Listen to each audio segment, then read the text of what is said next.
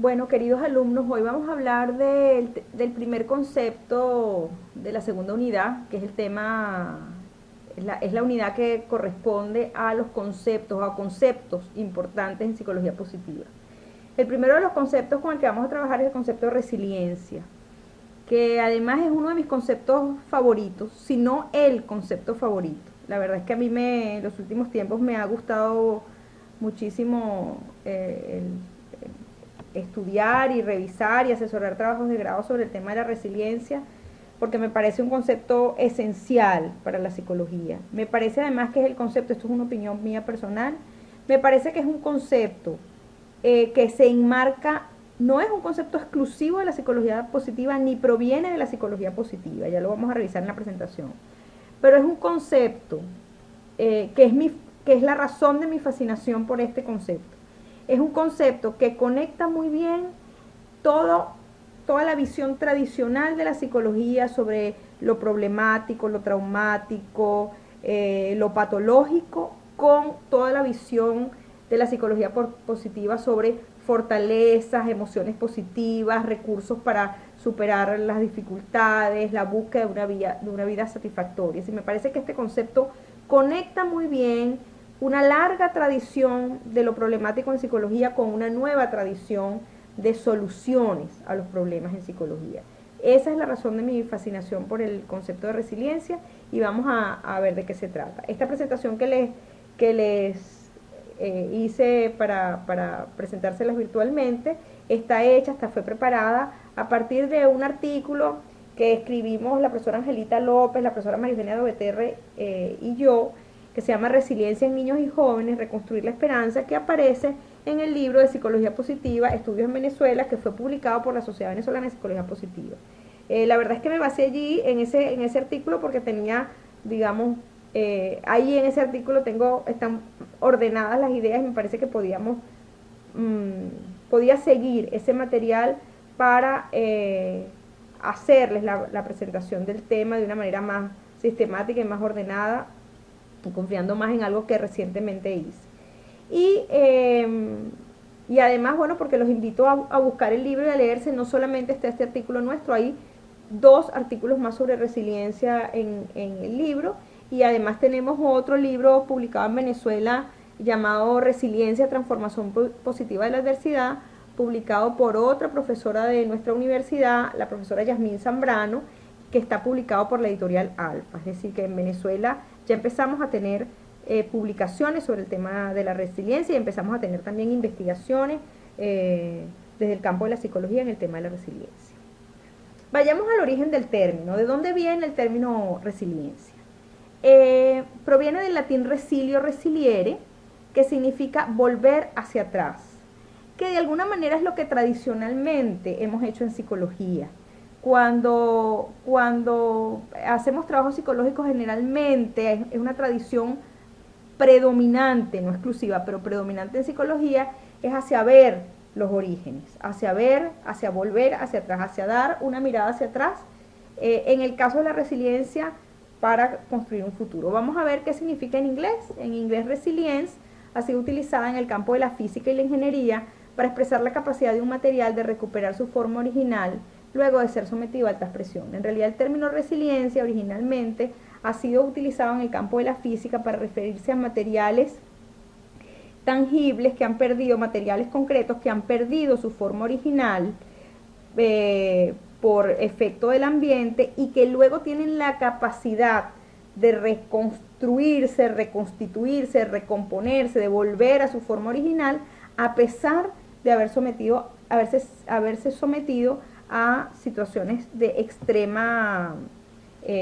adversidad o de extrema presión en el ambiente exterior. Entonces, originalmente, resiliencia fue utilizado en el campo de la física y la ingeniería, y luego la psicología se apropió de ese concepto para referirse a la idea de la capacidad humana de recuperarse de la adversidad y sacar una experiencia provechosa de esa adversidad, es decir, haber obtenido un aprendizaje, un crecimiento personal, una madurez, una vida más placentera, una vida más llena de felicidad, una vida con mayor bienestar. Es decir, la capacidad humana de superar la adversidad y salir fortalecido de esa adversidad es como se considera en psicología la resiliencia. Sin embargo, no es tan fácil, no ha sido tan fácil definir el concepto de resiliencia en psicología. Una de las primeras razones por las que no ha sido fácil delimitar o definir el concepto es porque distintas posturas de la psicología, las distintas corrientes de la psicología, han hablado, si no han hablado propiamente de resiliencia, no han usado esa palabra, han hablado del proceso de recuperarse de la adversidad. El psicoanálisis, desde el psicoanálisis se habló de la recuperación de la adversidad. Freud ya mencionaba que cuando Freud hablaba de trauma, hablaba también de otro concepto que en psicoanálisis es conocido, que es el concepto de cicatrización reactiva, es decir, cicatrizar una herida previa, cicatrización psíquica. Y ese concepto freudiano, ese concepto que viene del psicoanálisis, también es un antecedente importante de la resiliencia. Freud estaba hablando de resiliencia cuando hablaba de la cicatrización de un trauma, la cicatrización constructiva de un trauma. Los psicólogos humanistas, Maslow y Rogers, de los que les hablé en unas presentaciones anteriores como antecedentes de la psicología positiva, cuando confiaban en sus planteamientos teóricos y en su práctica profesional, cuando confiaban en la capacidad humana para autorrealizarse, que era el término que ellos utilizaban, para desarrollarse plenamente, cuando confiaban en esa capacidad humana, estaban hablando de resiliencia. Es decir, la autorrealización suponía pasar por situaciones adversas, por situaciones difíciles, y sin embargo llegar a altos niveles de realización por sí mismo. Entonces fíjense cómo distintas posturas, en este momento les hago referencia a dos, pero cuando en los enfoques cognitivos conductuales se habla de construcción de emociones positivas, también se está hablando de resiliencia. Es decir, desde distintas posturas teóricas de la psicología se ha hablado de procesos que podrían ser el equivalente a la resiliencia. Entonces eso ha hecho difícil definir la resiliencia, digamos, porque podría utilizarse el lenguaje del psicoanálisis o podría utilizarse el lenguaje del humanismo, de la psicología gestal o del cognitivismo para definir la resiliencia. Y desde todas esas posturas es posible ver el mismo proceso. También ha sido difícil delimitarlo porque la resiliencia puede ser vista como respuesta, como conducta, como capacidad o habilidad, como una destreza, una fortaleza individual, como un rasgo personal, y también puede ser vista como un proceso dinámico. Entonces, dependiendo de la óptica que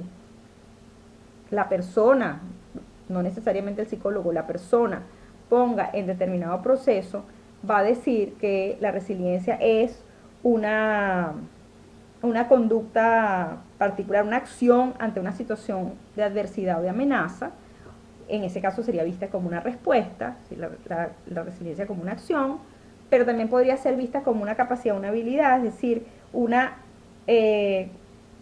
habilidad o capacidad innata o aprendida también, o como un rasgo psicológico o como parte del self, de la estructura yoica, de la estructura psíquica de una persona que le permite enfrentarse a la adversidad, y los recursos personales. Cuando hablamos de capacidad es cuando decimos, por ejemplo, esa persona la verdad es que es muy resiliente, alguien que le están pasando muchas cosas y sin embargo está aprendiendo de eso, lo está superando, lo está sobrellevando, y decimos, esa persona es muy resiliente. Estamos hablando como de sus rasgos particulares, de sus capacidades, sus habilidades individuales para superar la adversidad. Y vista como proceso, la resiliencia es concebida más bien como algo dinámico, como algo que no solamente ocurre en el individuo, sino que ocurre en un individuo,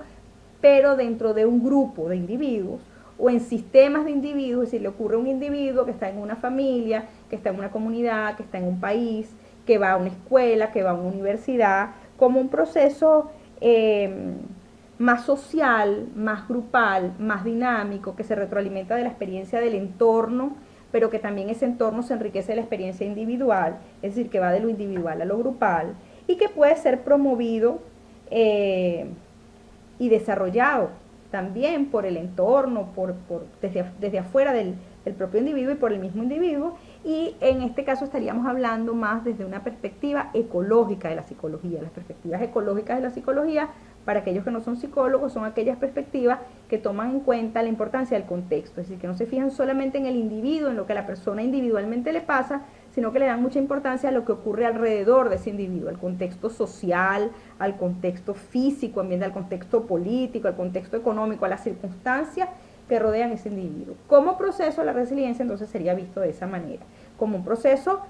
dinámico que se enriquece, se retroalimenta de todas esas situaciones contextuales. La visión que ha predominado en la resiliencia, el definir resiliencia en los últimos años, es la de un proceso dinámico. Más bien la última de las tres visiones que les acabo de reseñar, y que lleva a la adaptación positiva dentro de un contexto de significativa adversidad. Cada vez más la resiliencia es vista como un proceso ecosistémico, es decir, que tiene que ver con la ecología, con lo contextual, con lo ambiental, y que tiene que ver con las relaciones entre los seres humanos. Incluso hasta dentro de posturas psicológicas que resaltan bastante lo individual, no dejan de considerar lo contextual. Ya le voy a hablar más adelante de una de esas posturas que a mí particularmente me agrada mucho y que valora mucho lo contextual, lo ambiental, lo social, como un elemento esencial para el desarrollo de la resiliencia. Hay en esta visión dinámica, en esta visión de que la resiliencia es un proceso dinámico que se transforma, que se enriquece de los ambientes que están, de los factores que están fuera del individuo, pero que también de los que están dentro y que son intrínsecos al individuo, hay dos elementos centrales que es necesario que mencionemos. Uno de esos elementos centrales es el de los factores protectores. Hay elementos, hay aspectos, hay características que protegen al individuo de situaciones adversas. ¿Cómo lo protegen? Modificando, mejorando o alterando la respuesta de una persona. ¿Cuáles serían entonces esos factores protectores? Los rasgos de personalidad de alguien podrían ser factores protectores, rasgos particulares. Incluso ahorita que acabamos de hablar de fortaleza, no solamente esos rasgos, sino el uso que se haga de esos rasgos. ¿Se acuerdan que hablamos mucho del lado claro y del lado oscuro con la historia, el cuento que yo les eché de James Pawelski? El uso de esos atributos en un lado claro o en un lado oscuro podría ser un indicio, un indicador, un factor protector para el desarrollo de la resiliencia. Las condiciones familiares son un factor protector esencial. Además, antes de que en Venezuela o en el mundo se hablara de resiliencia, ya se hablaba en psicología muchísimo de las condiciones protectoras de la familia como un elemento favorable para el desarrollo y el bienestar psíquico de los seres humanos. Entonces, desde hace mucho tiempo se sabe que la familia en la que nos toca nacer, el apoyo de la familia, el amor de la familia, la herencia moral, intelectual, afectiva que transmite una familia es un factor protector. Y todos los elementos contextuales. Es decir, yo creo que Venezuela en este momento de crisis económica y política, incluso moral, pudiera darnos un ejemplo claro de cómo el contexto, algunas veces, esta es una opinión personal, no me parece que tan subjetiva, por cierto,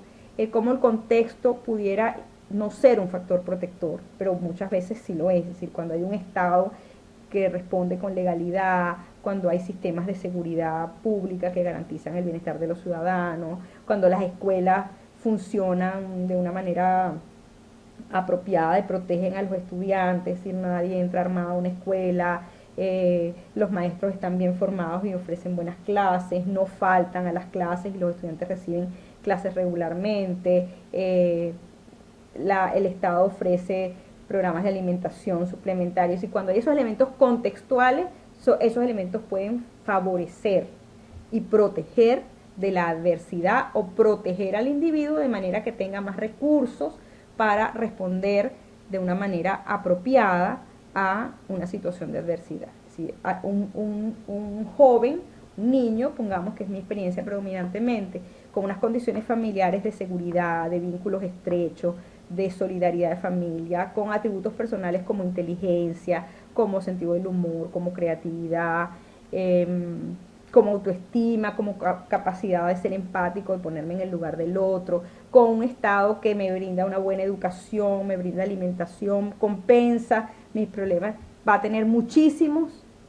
va a desarrollar muchos más recursos cuando se le presenta una situación de adversidad particular, es decir, un problema de rendimiento escolar, una pelea con un compañero en la clase, la muerte de un familiar, etcétera. Situaciones que pueden ser adversas. Los factores de riesgo serían el segundo elemento central y serían lo contrario a los factores protectores. Están asociados a todos los eventos o elementos negativos que afectan o se relacionan con la circunstancia aversiva y que incrementan la probabilidad del individuo de presentar consecuencias físicas, psicológicas y sociales. Y son todos los riesgos de esa adaptación. La ausencia de factores protectores es un factor de riesgo. Pero no solamente la ausencia, porque un factor protector contextual es estar en ambientes pacíficos, por ejemplo. Entonces, la ausencia de paz a lo que nos alude inmediatamente es a que haya situaciones de violencia. Entonces, la presencia de violencia, por ejemplo, en las escuelas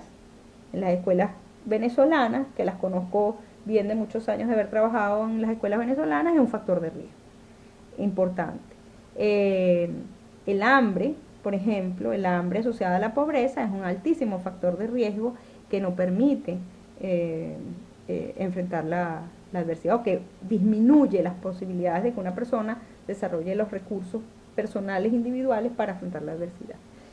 Esos son dos elementos centrales en la visión de resiliencia y además son dos elementos o son dos aspectos de lo psicológico, del desarrollo humano, del desarrollo social, del desarrollo psíquico, que han sido estudiados desde hace muchísimos años, como les dije, antes de que se hablara de resiliencia. O sea, a lo mejor antes de hablar de resiliencia y estudiar la resiliencia, se estudiaban factores protectores y factores de riesgo en el desarrollo psicológico humano.